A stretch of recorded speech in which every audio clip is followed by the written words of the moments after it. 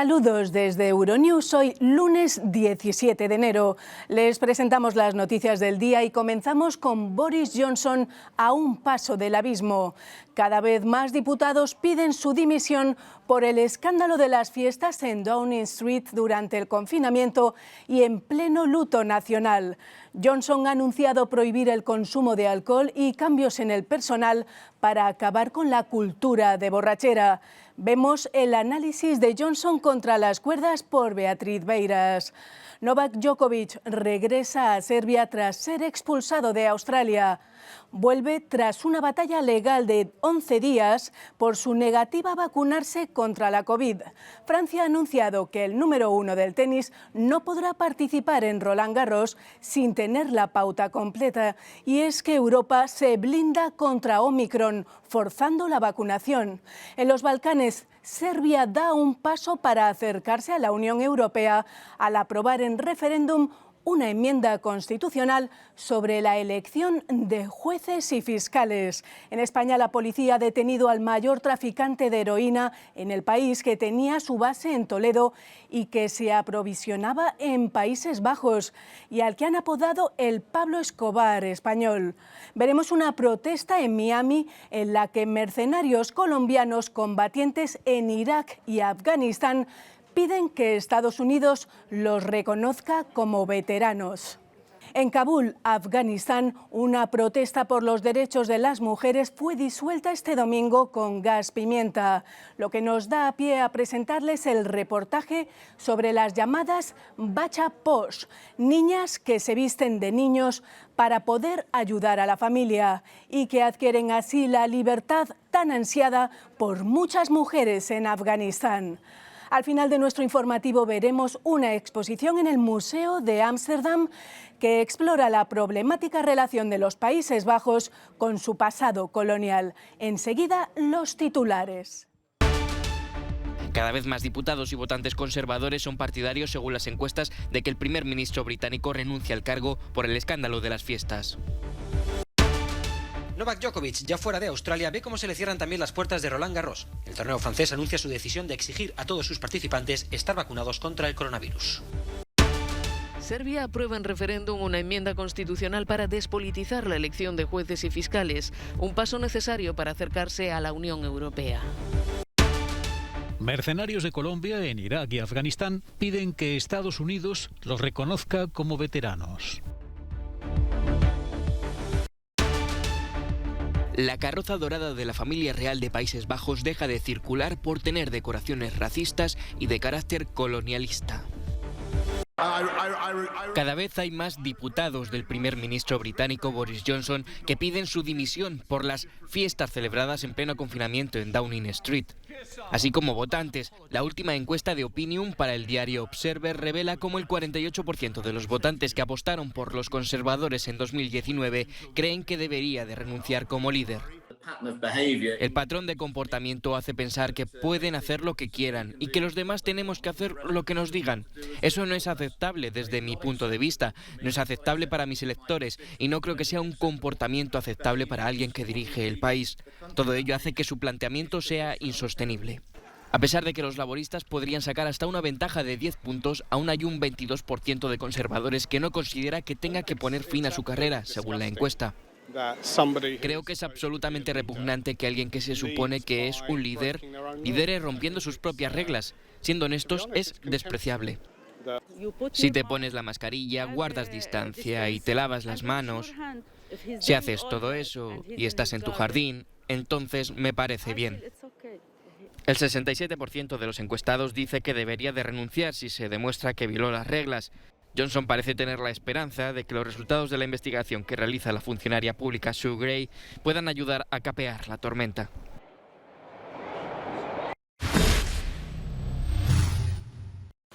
Nada parecía dañar la gran popularidad de Boris Johnson hasta ahora. Con su semblante a lo Guillermo el Travieso, el primer ministro británico siempre había salido airoso de enredos y marañas, su poder de seducción indemne.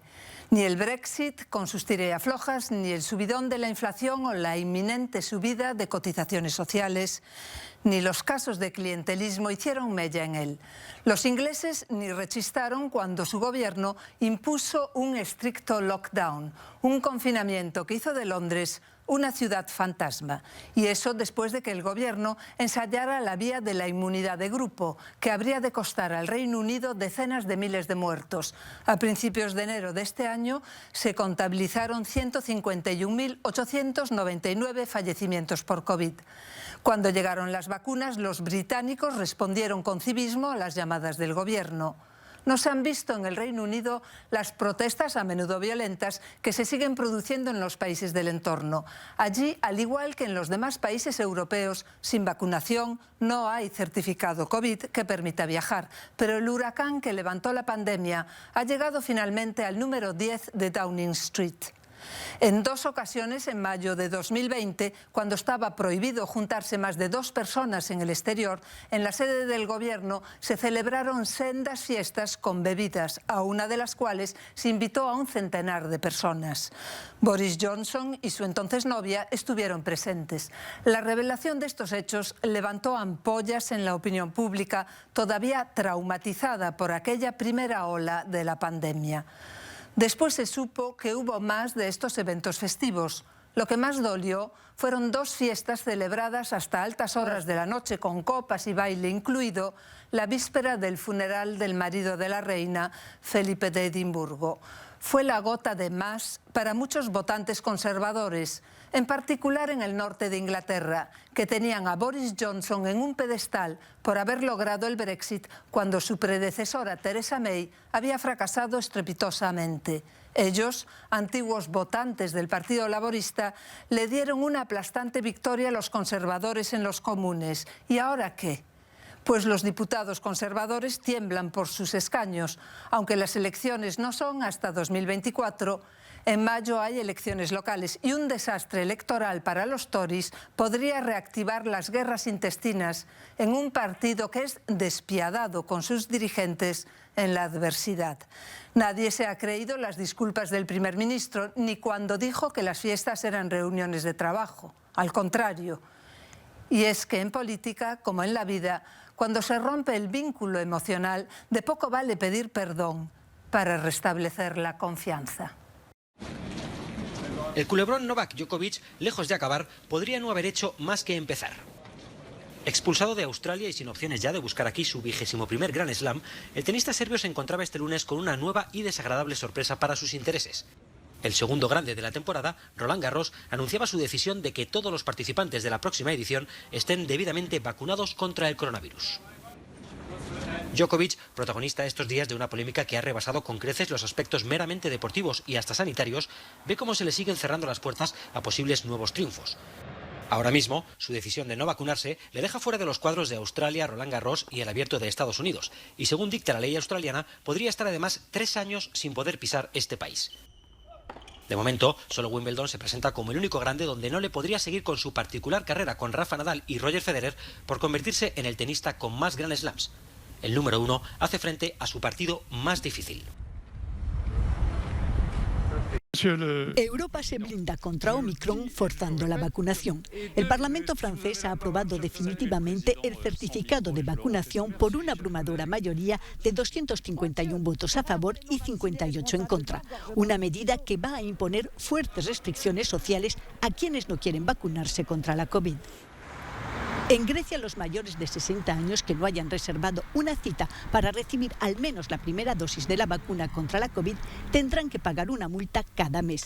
La decisión llega en un momento en que Grecia se enfrenta a un aumento de los casos graves que presionan al sistema de salud. Había pedido una cita para vacunarme el 11 de enero, pero las autoridades no me la dan hasta el 31 de enero. ¿Por qué no me dieron cita el 11, 12 o 13 de enero? Se queja este ciudadano griego molesto con la demora. Austria da todavía un paso más firme al imponer la vacuna obligatoria para todos los residentes mayores de 18 años a partir del 1 de febrero. Los recalcitrantes podrán ser multados con 600 € hasta 4 veces al año. El canciller Karl Nehammer puntualizó que las sanciones se implementarán en marzo para darle a la gente la oportunidad de vacunarse.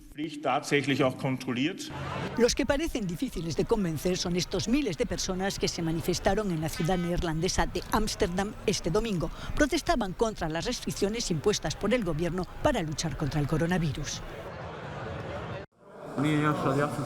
Serbia dio este domingo un paso en dirección de la Unión Europea. Con cerca del 60,5% de los votos a favor, los serbios han aprobado en un referéndum una enmienda constitucional para despolitizar la elección de jueces y fiscales.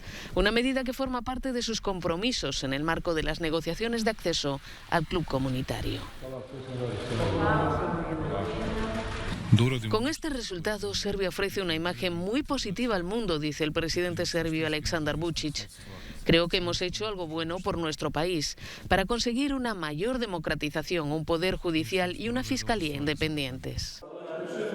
Apenas un tercio del electorado acudió a las urnas. La Unión Europea y Estados Unidos han aplaudido la consulta. Sin embargo, la oposición serbia había instado a la población a votar en contra, al considerar que no se debía decidir sobre este asunto a menos de 3 meses de las próximas elecciones generales.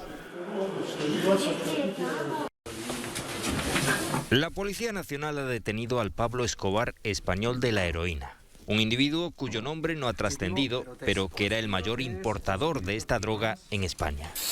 Positivo. Vale, suficiente yo. ¿Vale? Estaba al frente de una organización criminal que tenía su base en Toledo, operaba en distintas provincias y adquiría grandes cantidades de esta droga en Países Bajos. En la operación, iniciada a raíz de una investigación en marzo del año pasado, han sido detenidas otras 9 personas, 6 hombres y 3 mujeres. Las fuerzas del orden han registrado viviendas, un concesionario de automóviles y un taller en Madrid, Toledo y Cáceres, y se han incautado de 55 kilos de heroína, de armas cortas y municiones y de dinero en metálico.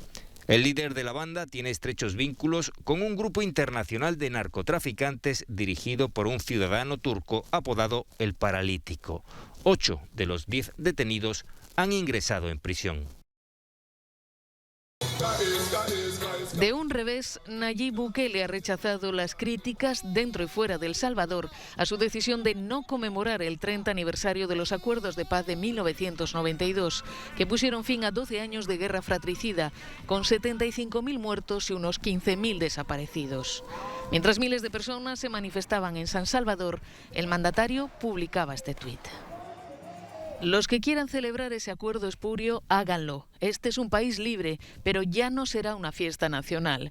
Y a los de la comunidad internacional que casi demandan su celebración, no se metan, les espetó. Bukele también ha calificado los acuerdos de paz de farsa y de pacto de corruptos. El Congreso, en el que es mayoritario su partido, Nuevas Ideas, refrendó la anulación de la conmemoración, que ha sustituido por un día dedicado a las víctimas de la guerra civil. Para los manifestantes que este domingo salieron a la calle, el presidente salvadoreño está tratando de borrar la historia. Y por eso es que vemos esta plaza nutrida, porque la gente no quiere olvidar su historia. Un pueblo que olvida su historia se ve obligado a repetirla. Nosotros sabemos que los acuerdos de paz trajeron un gran avance a la democracia en nuestro país y Bukele la está desmantelando. Por eso él quiere desacreditar los acuerdos de paz.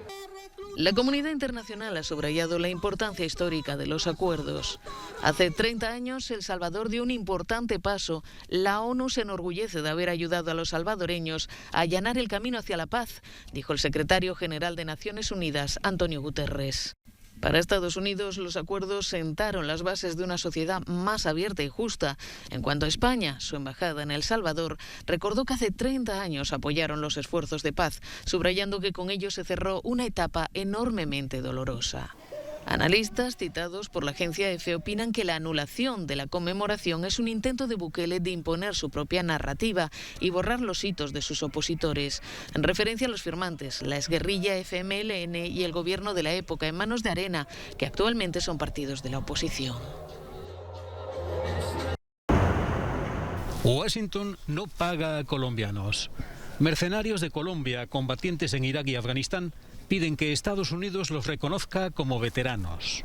Protestan en Miami porque consideran que no eran simples guardias de seguridad, sino soldados.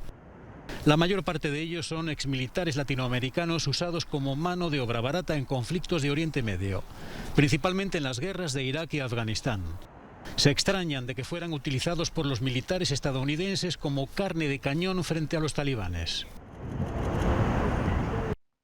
Lo ven a uno como si fuera basura, que la vida de uno no es considerada para nada, como si uno no fuera un ser humano, como si uno fuera un perro. Nosotros le decíamos a esas posiciones la casa del perro, porque eso era lo que era. Yo tengo experiencia de guerra en Colombia. Estuve en sitios hostiles como Toribio, Cauca, y enfrenté el sexto frente de las FARC. Y la verdad nunca había visto algo como esto. Nunca fui entrenado para hacer carne de cañón o para estar afuera esperando un enemigo mucho más avanzado, fuerte o mejor armado y en cantidad de pie de fuerza. La privatización de la guerra tuvo en Afganistán su mayor desarrollo. Según un estudio de la Universidad de Brown, casi 4.000 mercenarios murieron en Afganistán, muchos de los cuales eran no estadounidenses. El Pentágono derivó a empresas de seguridad la contratación de mercenarios, algo común y generalizado ya para el presidente de la Asociación de Militares Retirados de Colombia, John Marulanda. Es una industria que se mueve en todo el mundo, especialmente con aplicación en países o regiones con situaciones críticas de seguridad. Es una industria que contrata a especialistas o conocedores de asuntos de seguridad que suelen ser militares y policías, aunque no exclusivamente. Rechazan la denominación de mercenarios, que les situaría en la ilegalidad según la ONU, y se definen como contratados por empresas de seguridad.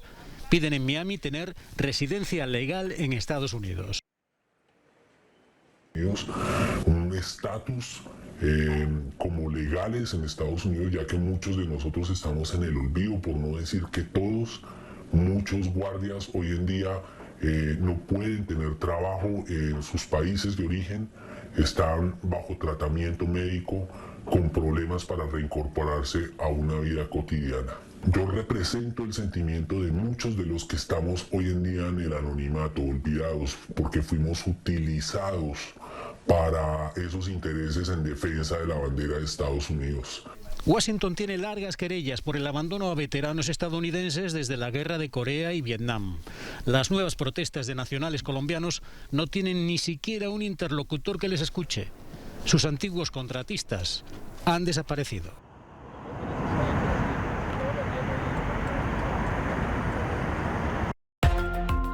Cientos de personas salen de Honduras en la primera caravana de migrantes de 2022. Su objetivo, entrar en Estados Unidos en busca de una vida mejor. La caravana se dividió en varios grupos para tratar de evadir los controles de las autoridades guatemaltecas. En uno de los puestos fronterizos hubo enfrentamientos que dejaron al menos una quincena de policías y militares heridos. Un tornado arrasó un parque de caravanas en Florida el domingo, mientras una peligrosa tormenta invernal con fuertes vientos y hielo barría partes del sudeste de Estados Unidos. La tormenta derribó árboles y vallas, cubrió las carreteras con una peligrosa capa de hielo y dejó sin electricidad a decenas de miles de hogares en Florida, Georgia, Carolina del Norte y del Sur. Bachaposh, que literalmente significa disfrazada de niño, es una práctica cultural común en Afganistán y Pakistán, por la que algunas familias sin hijos varones eligen a una hija para vivir y comportarse como un chico. Esto permite que la niña asista a la escuela, escolte a sus hermanas en público y trabaje.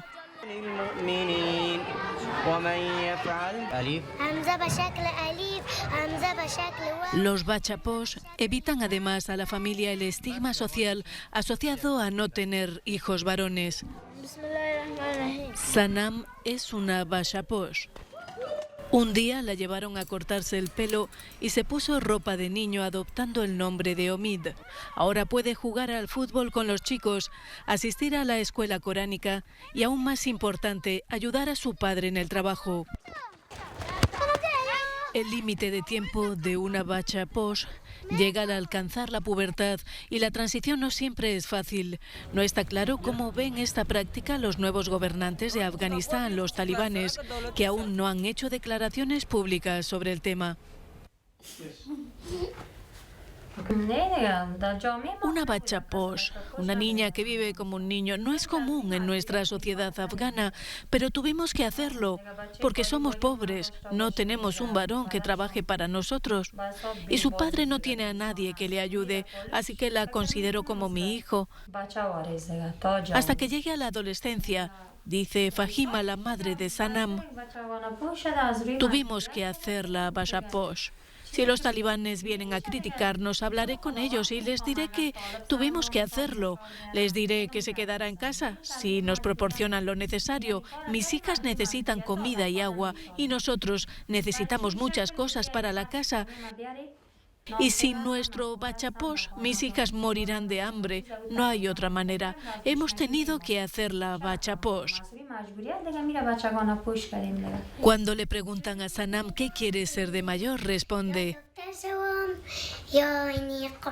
a mí me gustaría ser médico, comandante o soldado y trabajaré como mi padre.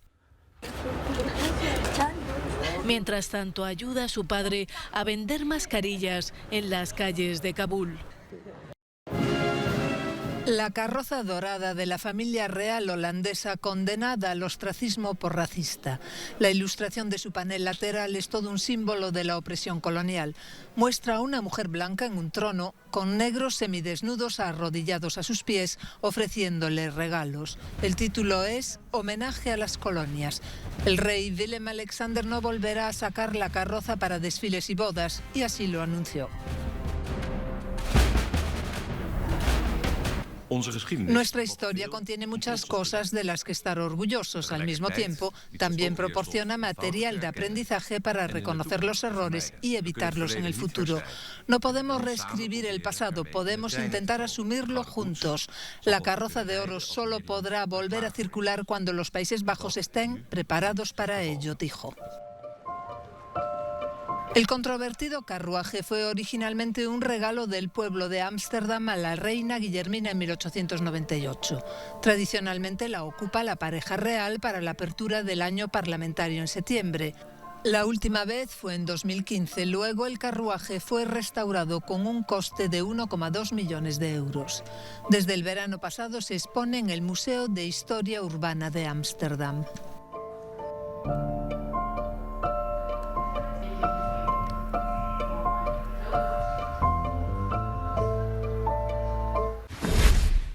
Ya nos despedimos, les dejamos con nuestro No Comment de hoy, con las luminarias de San Bartolomé de Pinares en Ávila. Una fiesta en la que el fuego y los caballos son los protagonistas. Gracias por su atención. Volvemos mañana con más noticias.